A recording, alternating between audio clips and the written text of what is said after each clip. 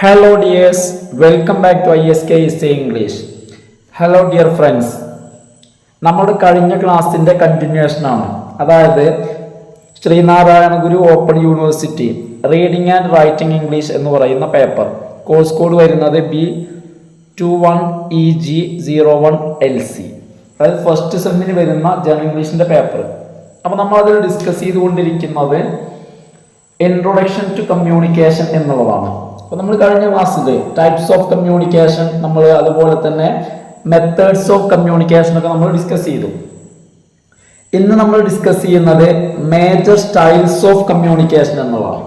അതായത് കമ്മ്യൂണിക്കേഷനിലെ മേജർ സ്റ്റൈലുകൾ, എന്തെല്ലാം പ്രധാനപ്പെട്ട സ്റ്റൈൽസ് ആണ് കമ്മ്യൂണിക്കേഷനിൽ വരുന്നത്. ഇതിൽ ആദ്യത്തെ സ്റ്റൈൽ എന്ന് പറയുന്നത് ഫസ്റ്റ് പഠിക്കുന്നത് അഗ്രസീവ് എന്നുള്ളതാണ്. അഗ്രസീവ് എന്താണ് aggressive? You might have had unpleasant experiences with an angry person at some point in your life having U.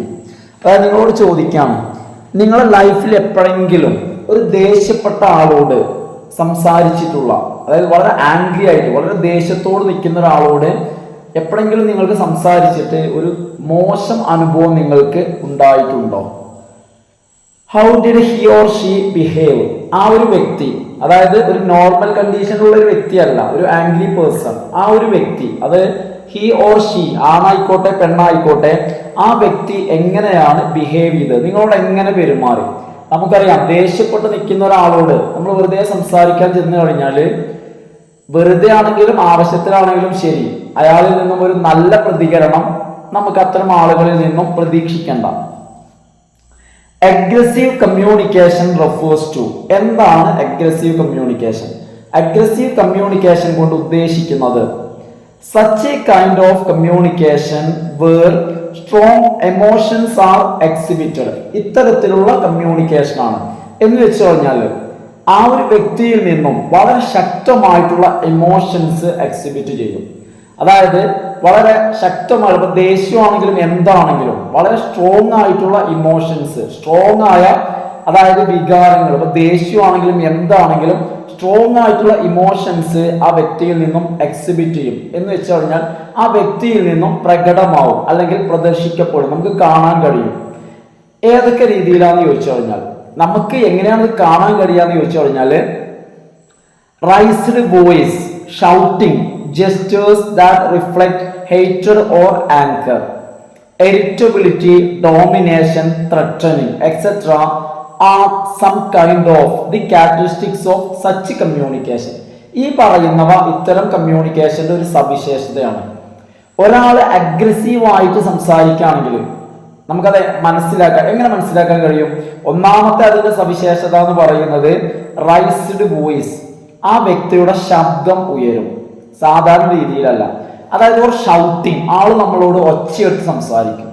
അതുപോലെ തന്നെ അയാളുടെ ജെസ്റ്റേഴ്സ് എന്ന് വെച്ച് കഴിഞ്ഞാൽ അയാളുടെ ശരീരഭാഷ, അയാളുടെ ശരീരത്തിന്റെ ആ ഒരു മൂവ്മെന്റ്സ്, ചിലപ്പോൾ നമ്മളോട് അയാൾ കൈ ചൂണ്ടി സംസാരിക്കും. മാത്രമല്ല ജെസ്റ്റേഴ്സ് ദാറ്റ് റിഫ്ലക്ട് ഹേറ്റഡ് ഓർ ആങ്കർ, അയാളിലെ വെറുപ്പിനെയോ അല്ലെങ്കിൽ അയാളുടെ ദേഷ്യത്തെയോ കാണിക്കുന്ന രീതിയിൽ അയാളുടെ ശരീരഭാഷ, അയാളുടെ ബോഡി മൂവ്മെന്റ്സ് ഉണ്ടായിരിക്കും. അതുപോലെ തന്നെ ശബ്ദം ഉയർത്തിയിട്ടോ അല്ലെങ്കിൽ ദേഷ്യപ്പെട്ടിട്ട് അയാളെ ഷൗട്ട് ചെയ്യുകയോ ചെയ്യും.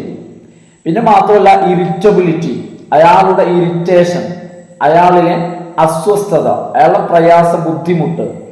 ഡോമിനേഷൻ, അതുപോലെ തന്നെ ഡോമിനേഷൻ, നമ്മളെ കീഴടക്കുന്ന രീതിയിൽ, നമ്മളെ അടക്കി ഭരിക്കുന്ന രീതിയിൽ, നമ്മളെ കൺട്രോൾ ചെയ്യുന്ന രീതിയിൽ സംസാരിക്കും. ത്രെറ്റനിങ്, അതുപോലെ തന്നെ നമ്മളെ ഭീഷണിപ്പെടുത്തും.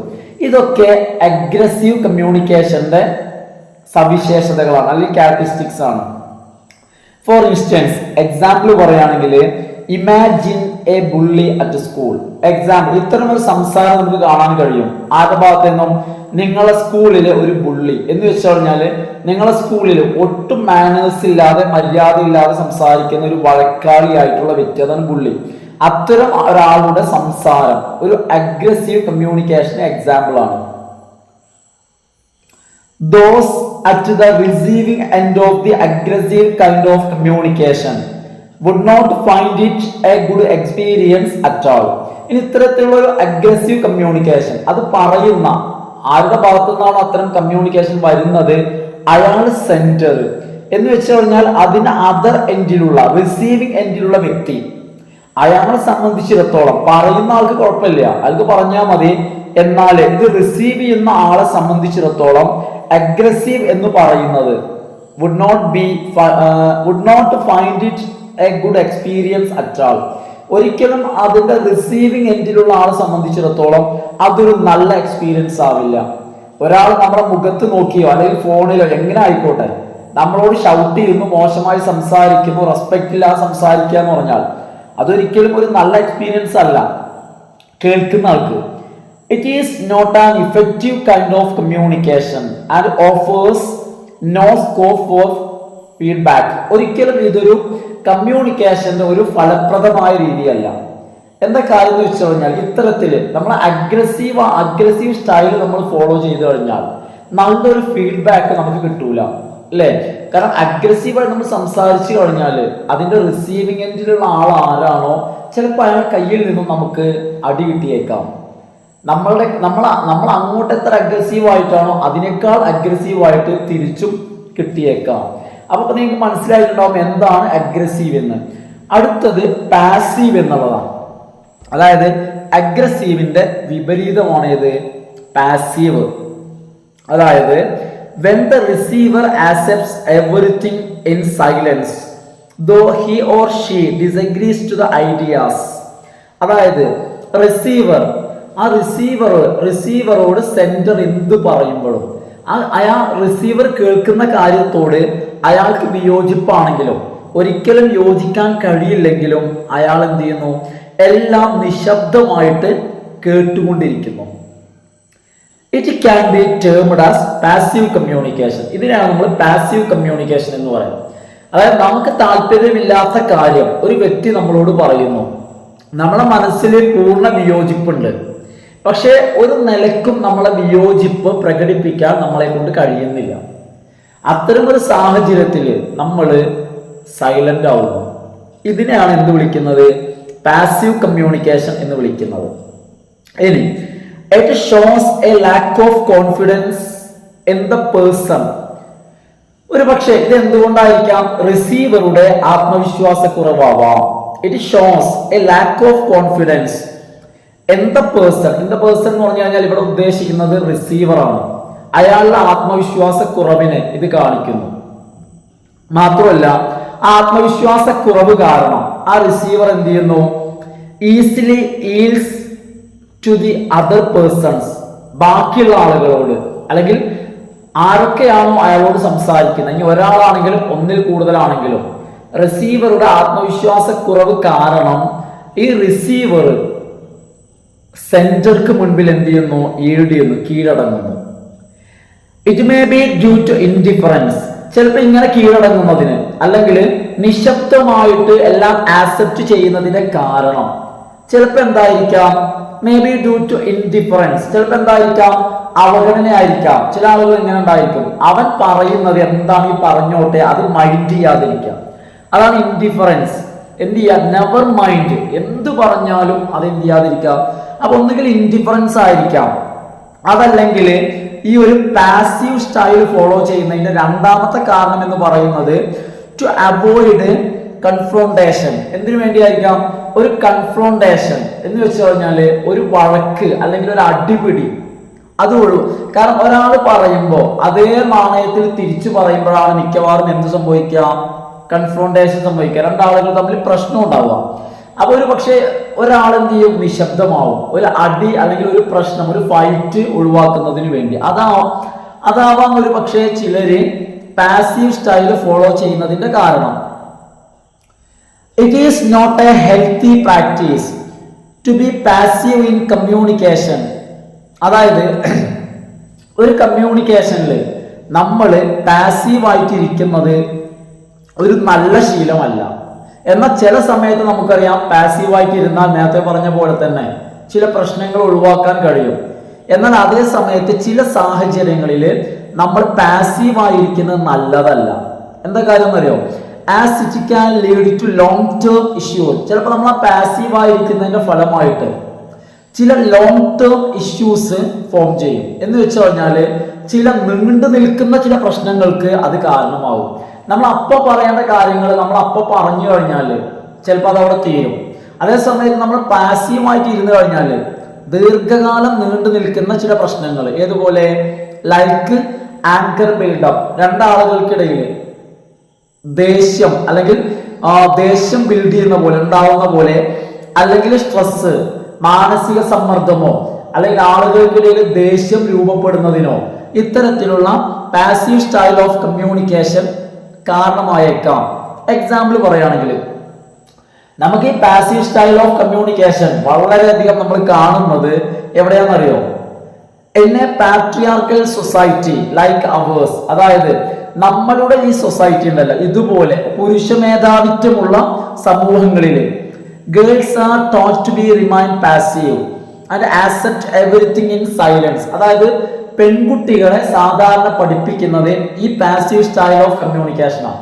പ്രത്യേകിച്ച് പെൺകുട്ടികൾ, അതായത് പുരുഷന്മാർ എന്തു പറഞ്ഞാലും എടുത്തു പറയുകയാണെങ്കിൽ പ്രത്യേകിച്ച് പെൺകുട്ടികളെ പഠിപ്പിക്കാൻ എന്ത്, ഹസ്ബൻഡ്സ്, ഭർത്താക്കന്മാര് അല്ലെങ്കിൽ ഭർത്താവ് എന്തു പറഞ്ഞാലും നിശബ്ദമായിട്ട് എന്ത് ചെയ്യണം? അതെല്ലാം ആക്സെപ്റ്റ് ചെയ്യണം, അല്ലെങ്കിൽ അതെല്ലാം കേട്ട് മിണ്ടാതിരിക്കണം എന്ന് പഠിപ്പിക്കുന്ന പോലെ. അപ്പൊ ഈ ഒരു രീതിക്കാണ് നമ്മൾ പാസീവ് സ്റ്റൈൽ ഓഫ് കമ്മ്യൂണിക്കേഷൻ എന്ന് പറയുന്നത്. ഇനി മൂന്നാമത്തേതാണ് പാസീവ് അഗ്രസീവ് എന്നുള്ളത്. പാസീവ് അഗ്രസീവ് നമുക്ക് നോക്കാം എന്താണ്.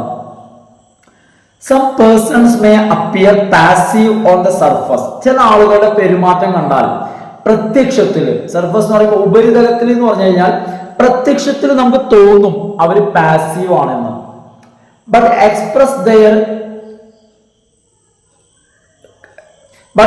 Express their disagreements in subtle forms. പക്ഷെ അവരെന്തു ചെയ്യും? അവരുടെ ഡിസഗ്രിമെന്റ്സ്, അവരുടെ വിയോജിപ്പ് അവർ കാണിക്കും. അവരുടെ വിസമ്മതം, അവർക്ക് താല്പര്യമില്ലായ്മ, അവരുടെ എതിർപ്പ്, അല്ലെങ്കിൽ അവരുടെ നോ, അല്ലെങ്കിൽ അവരുടെ പറ്റില്ല എന്നുള്ളത് ആ ഒരു ഡിസഗ്രിമെന്റ് അവർ കാണിക്കും. പക്ഷെ എങ്ങനെ കാണിക്കും? സബ്റ്റിൽ ഫോംസിൽ മാത്രമേ കാണിക്കുള്ളൂ. സബ്റ്റിൽ ഫോംസ് എന്ന് പറഞ്ഞു കഴിഞ്ഞാൽ അതായത് വളരെ സൂക്ഷ്മമായ രീതിയിൽ, വളരെ മൈന്യൂട്ടായ രീതിയിൽ, അതായത് അത്ര ശ്രദ്ധിച്ചു കഴിഞ്ഞാൽ മാത്രമേ അറിയൂ. മറ്റുള്ളവരെ പോലെ നമ്മൾ നേരത്തെ പറഞ്ഞ പോലെ, അതായത് അഗ്രസീവ് എന്ന് പറയുന്ന പോലെ ഓപ്പൺ ആയിട്ട് ഉറക്കെ എതിർക്കൂല. അവര് സബ്റ്റിൽ ഫോംസ് എന്ന് വെച്ച് കഴിഞ്ഞാൽ എക്സാമ്പിൾ പറഞ്ഞുതരാം. അതായത് ഇത്തരം ആളുകളോട് ഒരു കാര്യം പറഞ്ഞു കഴിഞ്ഞാൽ ദേ നെവർ കൺഫ്രോണ്ട്, അവരെന്ത് ചെയ്യൂല? എതിർക്കൂല, അല്ലെങ്കിൽ അവര് വഴക്കുണ്ടാക്കൂല. ബട്ട് യൂസ് ടാക്ടിക്സ് ലൈക്ക്, പക്ഷെ അവരെന്ത് ചെയ്യും? ചില തന്ത്രങ്ങൾ പ്രയോഗിക്കാൻ ചെയ്യാം. അവർ തല്ലും പിടി അല്ലെങ്കിൽ ഒരു ഫൈറ്റ്, ഒരു കൺഫ്രോണ്ടേഷൻ അവർ ഒഴിവാക്കും. ഡയറക്റ്റ് ആയിട്ട് ഒരു അടിയിലേക്കോ ഒരു വഴക്കിലേക്കോ പ്രശ്നത്തിലേക്കോ എത്തിക്കൂല. പക്ഷെ അവർ വളരെ ടാക്ടിക്കായിട്ട്, തന്ത്രപരമായിട്ട്, ഏതുപോലെ ലൈക്ക് മട്ടറിങ് ടു വൺ സെൽഫ്, അവരെന്ത് ചെയ്യും? അവർക്ക് ഇഷ്ടപ്പെടാത്ത കാര്യമാണെങ്കിൽ ഡയറക്റ്റ് ആയിട്ട് പറയാതെ അവർ സ്വയം പിറുപിറുക്കും. അല്ലെങ്കിൽ സൾക്കിങ്, അവര് മുഖം എന്ത് ചെയ്യും? വീർപ്പിച്ചിരിക്കും, ദേഷ്യപ്പെട്ടിരിക്കും. സ്പ്രെഡിങ് റൂമേഴ്സ്, അല്ലെങ്കിൽ അവർ ചില അപവാദങ്ങൾ പറയാം. ഗിവിംഗ് ദി സൈലന്റ് ട്രീറ്റ്മെന്റ്, അല്ലെങ്കിൽ എന്ത് ചെയ്യാം? നിശബ്ദമായിട്ടുള്ള ചില രീതികൾ. അതുപോലെ തന്നെ ഗിവിംഗ് ബാക്ക് ഹാൻഡഡ് കോംപ്ലിമെന്റ്സ്, അല്ലെങ്കിൽ അവരുടെ ഭാഗത്ത് നിന്നും ബാക്ക് ഹാൻഡഡ് കോംപ്ലിമെന്റ്സ് ഉണ്ടാവും. എന്ന് വെച്ച് കഴിഞ്ഞാല് പ്രത്യക്ഷത്തിൽ നമുക്ക് തോന്നും അവര് കോംപ്ലിമെന്റ് പറയാണെന്ന്, പക്ഷെ അവർ ഡബിൾ മീനിങ് വെച്ചായിരിക്കും അവര് സംസാരിക്കുക. പ്രത്യക്ഷത്തിൽ കേൾക്കുന്ന ആൾക്ക് മറ്റുള്ളവർക്ക് തോന്നും ഓ ഇയാൾ സപ്പോർട്ട് ചെയ്യാണെന്ന്, പക്ഷെ അവർ ഡബിൾ മീനിങ് വെച്ച് ഉള്ളിലൂടെ അവര് വേറൊരു അർത്ഥം അവർ ഉദ്ദേശിക്കുന്നുണ്ടാവും. ആ രീതിയിൽ, കാരണം ഡയറക്റ്റ് ആയിട്ട് പറയില്ല. അപ്പൊ ഇത്തരത്തില് ബാക്ക് ഹാൻഡഡ് വേർഡ്സ്, അല്ലെങ്കിൽ മുഖം വീർപ്പിക്കുക, അല്ലെങ്കിൽ സ്വയം പിറുപിറുക്കുക, അല്ലെങ്കിൽ എന്തെങ്കിലുമൊക്കെ അപവാദങ്ങൾ പറയുക, ഇത്തരത്തിലൊക്കെ കിംവദന്തി, റൂമേഴ്സ്, ഇതൊക്കെ ഇത്തരത്തിലുള്ള പാസീവ് അഗ്രസീവ് ആയിട്ടുള്ള സ്റ്റൈലിൽ വരുന്നതാണ്. ദേ മേ സീം കോപ്പറേറ്റീവ്, പ്രത്യക്ഷത്തിൽ നമുക്ക് കാണുമ്പോൾ ഇവര് വളരെ കോപ്പറേറ്റീവ് ആയിട്ട് തോന്നും. അതായത് പ്രത്യക്ഷത്തിൽ, കാരണം പ്രത്യക്ഷത്തിൽ ഇവരൊന്നും പറയില്ല, അതുകൊണ്ട് തന്നെ ഇവർ നല്ല സഹകരിക്കുന്നവരാണെന്ന് നമുക്ക് തോന്നും. But in reality are resentful. പക്ഷെ യഥാർത്ഥത്തിൽ ഇവർ വിയോജിക്കുന്നവരായിരിക്കും. പക്ഷെ ഇവരുടെ വിയോജിപ്പ് ഇവർ പ്രത്യക്ഷത്തിൽ പറയില്ല, ഇവർ ഫോളോ ചെയ്യും. ആ ഫോളോ ചെയ്യുമ്പോഴും ഇവരുടെ മുഖഭാവത്തിലോ മറ്റോ ഇവരുടെ വിയോജിപ്പ് ഉണ്ടായിരിക്കും. അപ്പൊ അത് സൂക്ഷ്മമായി ശ്രദ്ധിക്കുന്നവർക്കോ വീക്ഷിക്കുന്നവർക്കോ മാത്രമേ അത് കാണാൻ കഴിയൂ. ഇതാണ് പാസീവ് അഗ്രസീവ് എന്ന് പറയുന്നത്. അടുത്തത് അസേർട്ടീവ് എന്നുള്ളതാണ്. എന്താണ് assertive? It is the most effective style of communication. അതായത് കമ്മ്യൂണിക്കേഷനിലെ ഏറ്റവും ഫലപ്രദമായിട്ടുള്ള രീതിയാണ് ഇത്. ഏറ്റവും ഇഫക്റ്റീവ്, ഏറ്റവും ഫലപ്രദമായിട്ടുള്ള സ്റ്റൈലാണ് ഈ അസേർട്ടീവ് എന്നുള്ളത്. അപ്പൊ അതുകൊണ്ട് നമുക്കറിയണം എന്താണ് അസേർട്ടീവ്. അതായത് എന്താന്ന് വെച്ച് കഴിഞ്ഞാല് where a person expresses his or her feelings, ideas and needs while considering that of others too. ഒരാളുടെ അഭിപ്രായം അല്ലെങ്കിൽ അയാളുടെ ഫീലിങ്സ് അല്ലെങ്കിൽ അയാളുടെ ഐഡിയാസ് അയാൾ പറയുന്നു, അതേ സമയം തന്നെ മറ്റുള്ളവരെ പരിഗണിക്കുന്നു. എനിക്ക് പറയാനുള്ളത് ഞാൻ പറയാം, അതേ സമയം തന്നെ എന്ത് ചെയ്യാം, ഞാൻ പരിഗണിക്കണം, കൺസിഡർ ചെയ്യണം. എന്തിനെ? ദാറ്റ് ഓഫ് അതേഴ്സ് ടു, മറ്റുള്ളവരെ കൂടി. അവർ പറയുന്നതിനെ, അവരുടെ ഒപ്പീനിയൻ അല്ലെങ്കിൽ അവരുടെ ഐഡിയാസ് അല്ലെങ്കിൽ അവരുടെ താല്പര്യങ്ങൾ, അവരുടെ സജഷൻസിനെ നമ്മൾ മാനിക്കാം. പരിഗണിച്ചുകൊണ്ട് നമുക്ക് പറയാനുള്ളത് നമ്മൾ പ്രസന്റ് ചെയ്യാം. മാത്രമല്ല ഈ രീതിയിലുള്ള ഒരു ഡിസ്കഷൻ ഒരുപാട് സ്കോപ്പ് ഉണ്ട്. ഈ രീതിയിലാകുമ്പോൾ ഇവിടെ എല്ലാവരും അവർക്ക് പറയാനുള്ള കാര്യങ്ങൾ പറയും. കാരണം ഇവിടെ എല്ലാവർക്കും ഒരു വോയിസ് ഉണ്ട് എന്നുള്ളൊരു ഫീല് വരും. അതുകൊണ്ട് തന്നെ ഈ അസേർട്ടീവ് എന്ന് പറയുന്ന ഈ സ്റ്റൈലിന് ഉണ്ട് scope for all the participants as there is no domination or subordination by anyone. ഇവിടെ ഏതെങ്കിലും വ്യക്തിയോ അല്ലെങ്കിൽ ഏതെങ്കിലും വിഭാഗത്തിന്റെയോ ഒരു ഡോമിനേഷൻ, ഇവിടെ ആരും മറ്റുള്ളവരെ തന്റെ അധീനതയിൽ തന്റെ കൺട്രോളിൽ കൊണ്ടാക്കുന്നില്ല. ഇവിടെ എല്ലാവരും ഫ്രീ ആണ്. അതുകൊണ്ട് തന്നെ ഇവിടെ എല്ലാവർക്കും സ്കോപ്പ് ഉണ്ട്, ആർക്കും സംസാരിക്കാം. ഇപ്പൊ നമുക്കറിയാം, ഒരു ക്ലാസ് റൂമിൽ എന്ന് പറഞ്ഞു കഴിഞ്ഞാൽ സ്റ്റുഡൻസ് എല്ലാം ടീച്ചറിന്റെ കീഴിലാണ് അല്ലെ. അവിടെ ഡോമിനേറ്റ് ചെയ്യുന്ന ടീച്ചർ ആയിരിക്കും, ടീച്ചർക്കാണ് അവിടെ പ്രധാന വോയിസ്.